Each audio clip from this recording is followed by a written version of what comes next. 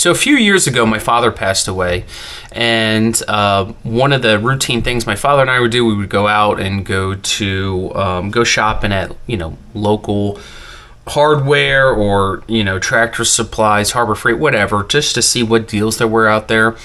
And I can't remember exactly when, but my father and I were out shopping, and we found these lights. They had some crazy sale, probably because they were going out of stock or they weren't making them anymore. But they had this great deal on these lights, and my father, for whatever reason, he really liked these, and he was like, yo, I want them. I want you to use them, put them on a tractor or something.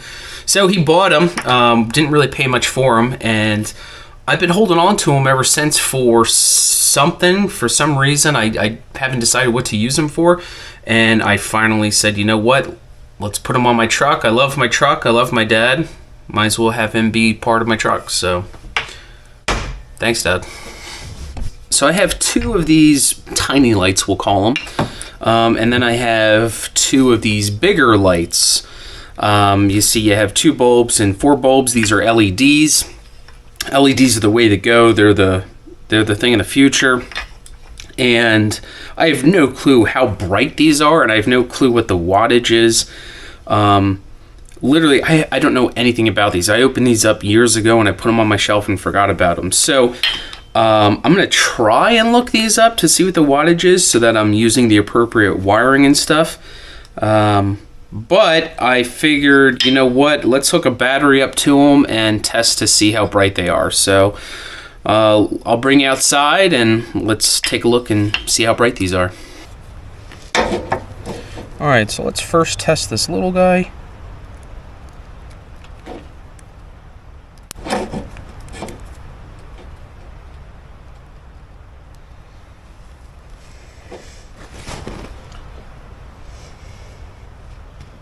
So this thing's like a little spotlight. So I guess the question is, do I want to put this on the sides of the truck? I guess I could. So next, let's test out this 4-lamper. Ooh, much brighter. Much brighter. So I was perusing Tractor Supply's website, really trying to see if I got these from Tractor Supply or Harbor Freight. I do see these say Traveler on it, the little ones. So Traveler is a big Tractor Supply brand, so I'm pretty sure they came from Tractor Supply. But these I can't figure out. There's no name on these things, so these might have been a Harbor Freight special. I don't know. But they both have Deutsch connectors, and they probably came from the same facility in China.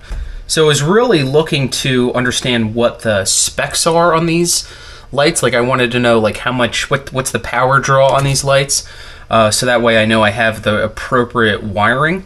And looking these up, I mean, I know LEDs low voltage, but I'm pretty sure each one of these LEDs is like 10 watts. The spec page doesn't really, it's misleading. You can tell they just copy and paste like Chinese stuff, so can't really trust it. But I think a safe estimate is that each LED is 10 watts. So I'll times 10 watts by the number of LEDs. But while I was on the Tractor Supply website, I noticed they had this Traveler LED light installation kit.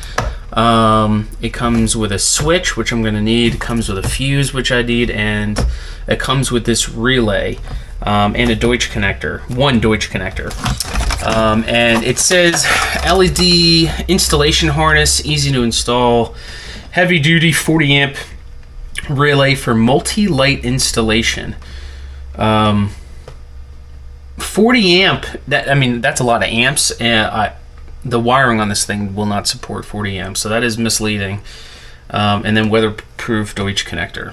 So, and it says 24 feet long, so really I think what I'm going to do is take this harness, I'm probably going to strip this down, cut my own electrical ends so I can wire in these lights. They do sell like quick connect things, so you can just plug and then add additional lights and plug again, but that's a waste of money. This whole thing was $30, And then if you wanted the split ends, they were like $25. So I'm $30 for a relay, a switch, a fuse, and all the wiring. I'm good with that, and then I'll just make up the other wiring. So let's take this apart and take a look at it. Installation instructions. So this looks fancy. The wiring is small though, I think, in my opinion. I do want to make sure, so you have like a heavier supply. Your positive and negative is a heavier supply. That looks like 14 gauge. And then here you go, it's got a warning on here.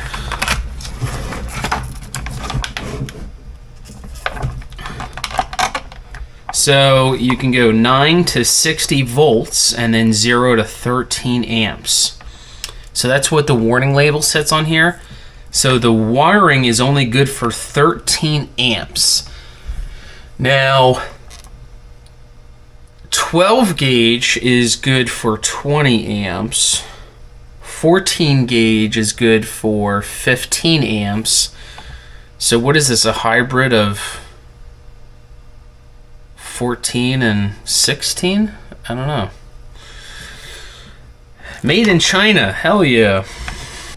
So knowing that the most draw I can do on this wiring is 13 amps, let's do some math to make sure that this wiring can accommodate these 4 lights, because I'm not trying to have a fire on my hands. So to determine that I'm safe in using this wiring, we're going to use some basic electrical engineering calculations.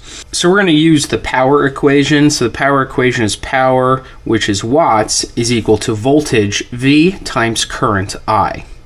So the equation is P equals VI. So we know that the max current we're allowed to see, which is I, is 13 amps. So I'm going to do 13 amps. And the voltage of the battery is 12 volts. Really, it's more, but we're just going to say 12 volts equals P. So the max power we're allowed to supply these lights is 12 times 13. So if you do 12 times 13 equals 156 watts. Okay? So now we need to decide how many watts are these producing. So if we're going to use my little method of saying that each lamp is 10 watts, then I have 4 lamps here. This is going to be 40 watts times 2 for 2 lights. And then each lamp here is 10 watts, so 20 watts times 2 for 2 lights. So we're going to do 20 watts times 2, and then 40 watts times 2 equals 40 equals 80. So 40 plus 80 is 120 watts. So if we were to do the inverse, so power equals V times I, 120 watts equals 12 volts, remember the battery, times I, which is the current. So if I do 120 divided by 12 on both sides, so I'm going to have 10 amps equals I. So the max draw I really should be seeing on these is 10 amps. So technically we're within range of the specifications for the wiring, so I'm going to get a fuse together and then start installing this wiring. I need to decide where I'm going to mount my relay in here, and sure did give me plenty of wiring here, which is nice. So right behind the battery, directly above the ABS module, hopefully you guys can see this right here, there is a little ground bolt. This is going to be perfect for me to mount my relay to. So I'm going to use this bolt here. So I'm going to run this female down through here, and then I'm going to run it along the frame of the truck. It's how I did my service lights.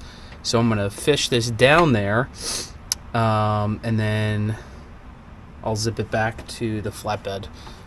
I can show you that, but it's really straightforward. I know it's dark, sorry about the light, but if you're seeing that blue wire, pretty much I ran it in tandem with my emergency cable. I'm going to run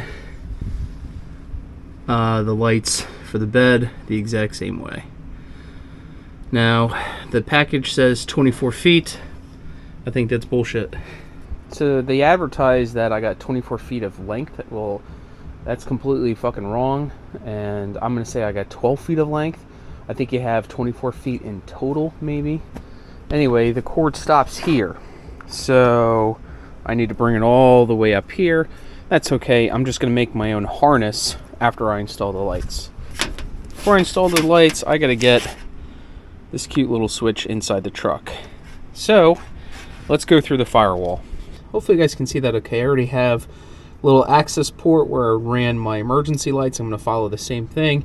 Every car's a little different, but you're going to have a port or some type of boot that you can pass wiring through into the cab. So I'm going to do that, and then we'll go inside the cab and pull the rest of it out.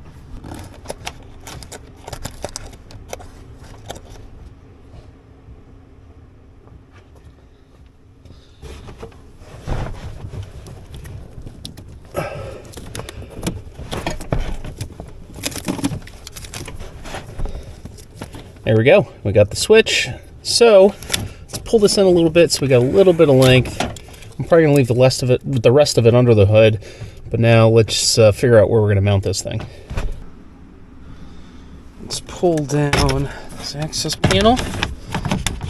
This will give us some room to see what's going on in here. Where do I want to put the light switch? I'm gonna want it on this side of the truck, not the other side, because I'm gonna be likely standing outside when I need to, and I don't want to reach by my steering wheel. Now they give you this little cutout, but last time I tried to drill that, I blasted it to hell. So Spanky got me a new one. Yeah, I'm either going to put it underneath. Maybe I'll put it underneath. Either underneath or on the side. I'm thinking underneath. Measuring the size of the switch, I'm going to drill a 3/4 inch hole right on this side. I think this is going to be the easiest, cleanest, and strongest path.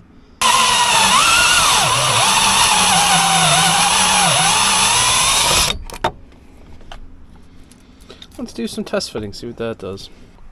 So I drilled the 3/4 inch hole, and it's going to fit really good, I think. And it has these ears on it for compression, but there's this like keyway on this switch. And I just ripped the instructions out of the garbage. They were useless. And the keyway is greater than the diameter here. So, and I know you have to press fit the switch in here so these ears grab the inside. But I'm kind of like, what the fuck? Because why would you put a keyway on here? So that's fucking stupid. I'm just going to cut this keyway off with my knife. This Chinese shit cuts like butter. Actually, it cuts better than butter. I cut that kiwi off with my razor blade. You wouldn't even know. Oh yeah, that thing's going to push in perfect. Yep. That's perfect. And I will pull the wires through this hole, because what I'll do is I will test the switch with the lights, make sure everything's working before I fully button/fasten this up. So let's get to mounting those lights. Where, oh where do we want those lights to go? I've been thinking about it, and I think I have an idea, and I'm just gonna do it.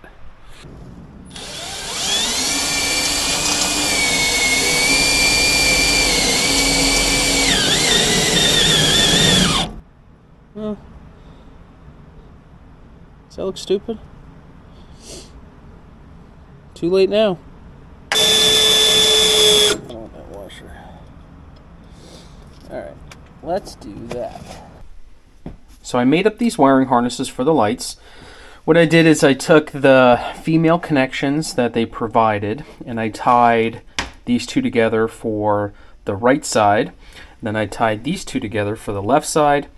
I made an extension harness that will ultimately go to the switch because, like I said, the bed is the wiring to the bed is too short, so I have to make an extender, and then I will ultimately tie this extender to both the end of this one and this one. That way when I turn the switch on, all of the lights go on together. Just throw these on here for now. It's tight enough.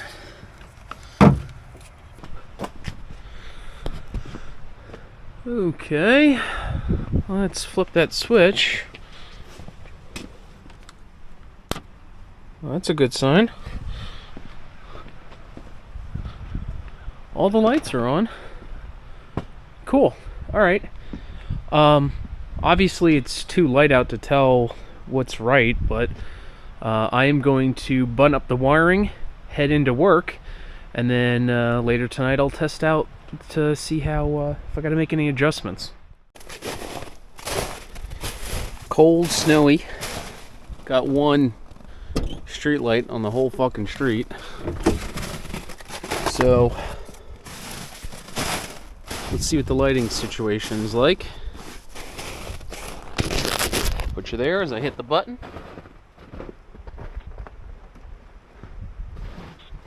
Nice.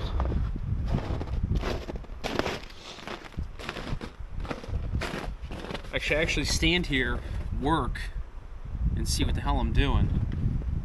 Or if I'm loading stuff up on the trailer, I can see it. This would have been nice for all my auctions.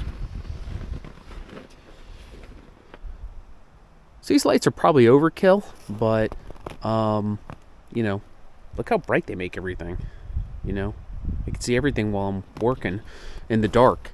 And you know, like I said, my dad picked these out. He loved them, or he liked them for whatever reason. And, you know, now they're a part of my truck forever. Thanks, Pops. See you guys next time.